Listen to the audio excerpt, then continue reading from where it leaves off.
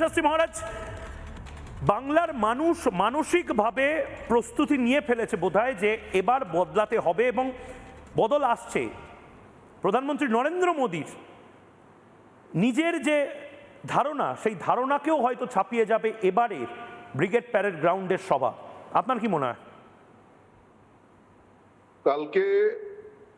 গতকাল আগামীকাল যে ঐতিহাসিক জনসভা ভারতবর্ষের যশস্বী প্রধানমন্ত্রী নরেন্দ্র মোদীজির উজ্জ্বল উপস্থিতিক্রমে, এটা বাংলার বুকে একটা ইতিহাস রচনা করবে বলে আমি মনে করি। তার কারণ হচ্ছে মানুষ ভীত, তিতিবিরক্ত, মানুষ ভাতা নয়, এখন মানুষ পরিত্রাণ চায়। মানুষের, বাংলার হিন্দুদের আজকে অস্তিত্বের লড়াই, অস্তিত্ব বাঁচাবার লড়াই, প্রাত্যহিক দৈনন্দিন জীবনে তাদের বাঁচাবার লড়াই।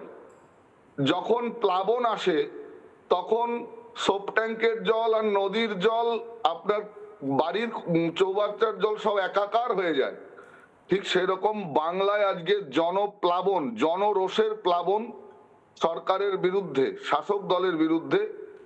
আপাত মস্তক চুরি, দুর্নীতি, এই দুর্নীতির সরকার থেকে বাংলার মানুষ আজকে পরিত্রাণ চাইছে। পরিত্রাণ, ত্রাহি ত্রাহি রব সারা বাংলা জুড়ে। আমরা সাগর থেকে পাহাড় সর্বত্র ঘুরছি, গ্রাম বাংলার মানুষ থেকে আরম্ভ করে শহর, শহরতলির মানুষ, মফস্বলের মানুষ। তাদের মধ্যে আপনি কি রিয়াকশনটা কি পাচ্ছেন, কি বুঝছেন? এই যে এত জায়গাতে আপনারা ঘুরছেন, তারা কি তৃণমূল কংগ্রেসকেই চায়? ১,৫০০ টাকাতেই খুশি? মানুষ এখন, মানুষ পরিত্রাণ চাইছে, মানুষ ভাতা নয়, মানুষ ত্রাণ নয়, পরিত্রাণ চাইছে। বাহ বাহ, দারুণ বললেন। ত্রাণ নয় পরিত্রাণ চাইছে, ত্রাণ নয় পরিত্রাণ চাইছে। খুব বড় কথা বললেন আপনি। এটা নিয়ে ডিবেট হওয়ার। নানা ধরনের কন্টেন্ট দেখার জন্য লাইক করুন, শেয়ার করুন আমাদের ফেসবুক পেজ, সাবস্ক্রাইব করুন আমাদের ইউটিউব চ্যানেল। পাশাপাশি অন্যান্য ব্রেকিং নিউজের জন্য অবশ্যই চোখ রাখুন রিপাবলিক বাংলায়।